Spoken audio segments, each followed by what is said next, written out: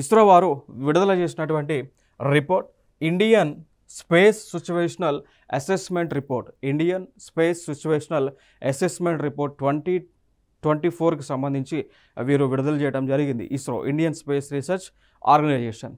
మరి ఈ రిపోర్ట్ యొక్క సారాంశం ఏంటి అంటే 2024 డిసెంబర్ 2024 వరకు ఇస్రో నుంచి 136 స్పేస్ క్రాఫ్ట్లు అండి.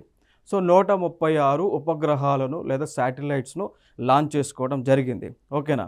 సో రాకెట్స్ ద్వారా, వివిధ రాకెట్స్ ద్వారా లాంచ్ చేయడం జరిగింది. ఓకే, లైక్ స్పేస్ క్రాఫ్ట్స్ అంటే మనకి రాకెట్స్ అండి. సో దీని ద్వారా అంటే లైక్ 136 స్పేస్ క్రాఫ్ట్స్ని వీరు లాంచ్ చేసుకోవడం జరిగింది. ఇక దాని తర్వాత ఇంకొక వ్యవస్థను మనం యూజ్ చేస్తూ ఉన్నాం.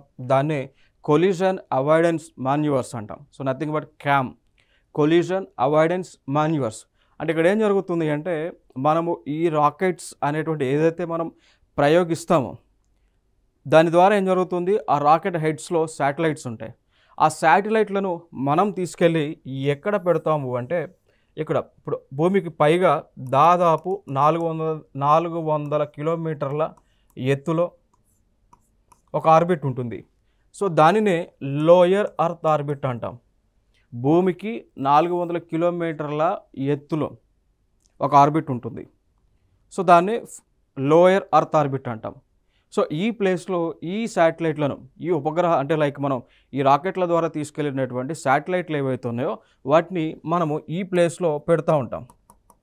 సో పెట్టినప్పుడు అవి భూమి చుట్టూ కూడా తిరుగుతూ ఉంటాయి. సో పర్టికులర్ ఆర్బిట్లో ఈ శాటిలైట్స్ అన్నీ కూడా తిరుగుతూ ఉంటాయి. సో ఇక్కడ అంటే కేవలం ఒక్క దేశమే కాదు, సో ప్రపంచంలో ఉన్నటువంటి అన్ని దేశాలు కూడా ఇక్కడ ఏం చేస్తాయంటే ఆ దేశాలకు సంబంధించినటువంటి ఉపగ్రహాలను ఈ 400 కిలోమీటర్స్ ఎత్తులోనే పెడుతూ ఉంటాయి. సో ఆ సందర్భంలో ఏం జరుగుతుందంటే ఈ శాటిలైట్స్ అనేటువంటివి రొటేషన్ లేదా ఆర్బిట్ చుట్టూ తిరిగే టైంలో ఒక్కొక్కటి గుద్దుకునే ఛాన్సెస్ ఎక్కువగా కనిపిస్తుంటాయి. అట్లా గుద్దుకొని కూడా ధ్వంసమైనటువంటి సందర్భాలు చాలా ఉన్నాయి. సో అందుకోసం మనం ఏం ఉన్నాము అంటే మన ఉపగ్రహాలు అనేటువంటివి ఈ లోయర్ అర్త్ ఆర్బిట్లో తిరిగేటప్పుడు, రొటేషన్ ఆర్బిట్స్ అయ్యేటప్పుడు ఒకదానికి ఒకటి గుద్దుకోకుండా ఉండే విధంగా మనం ఏం చేస్తున్నామంటే ఈ టెక్నాలజీ ఉపయోగిస్తూ ఉన్నాం.